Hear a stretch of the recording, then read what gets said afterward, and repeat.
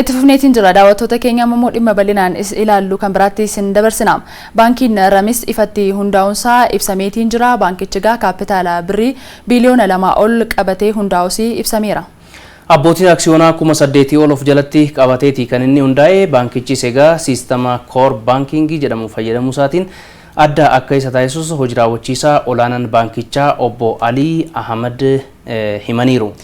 Baankichi Baankii koor baanking siistem jedhamu dirqama bu'uura baankii teknooloojii kaanittis dabruuf ka barbaachisaa ta'e seeraa fi heera bittaa biyyattii irratti hundaa'uudhaan warra gartee teknooloojii gaarii biizinasa shari'aa kompilaayant ta'e kana bakkaan gahuu dandahan teknooloojii kana madaalchisnee teknooloojii imaal koor baanking siistem ka jedhu hojiirra oolchinee jirra jechuudha. Baankichi namoota hunda kan hirmaachisuu fi keessattuu immoo dargaggoota leenjisuudhaan gara biizinasii fi hojiitti galchuudhaaf qophaa'eeras jedhaniiru. Baankiin kun namoota muraasa qofaaf osoo hin tahin akka biyyaatti namooti gartee osoo humna qaban, osoo kaappaasitii qaban sababa adda addaatiin biizinasa baankii kana keessatti hirmaachuu warra dadhabe san akka isaan as keessatti hirmaatanii potenshaala qaban saniin akka biyyattii ikoonomiif gumaachuu danda'an irratti isaanis haala hirmaachisnee waan seeraa fi heera baankiitiin sadarkaa guddaa akka gahan sanirrattis akka istiraateejii tokkotti irratti hojjanna jechuudha.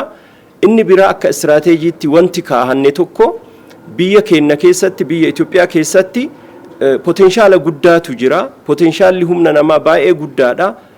Potenshaala kana immoo haala gaariidhaan fayyadamuudhaan hojjeta especially the young generation warra gartee capacity guddaa qaban warra fuuldurallee baankii kana biyyatan sadarkaa guddaadhaan gahuu danda'an isaan irratti illee xiyyeeffachuudhaan leenjii sadarkaa isaa addunyaa eege leenjii kana leenjii baankii iddoo adda addaatti fudhatanii biyya isaaniitiif akka gurmaachuu danda'anitti akka gumaachuu danda'anitti sanirrattis qajeela istiraateejii diizaayin godhannee isa kanarrattis hojjechaa jirra jechuudha. Caamsaa 27 bara 2015 sigaa eebbi baankichaa akka gaggeeffamus hojii raawwachiisaa olaanaan baankichaa obbo Alii Ahmad dubbataniiru. Kara baankii biyyoolessa Itoophiyaatiin mirkanaa'uudhaan hayyamni nuu kenname hayyamuma kana immoo hojiirra oolchuudhaan guyyaa caamsaa 27 sanbata guddaa fuullee keenyatti argamurratti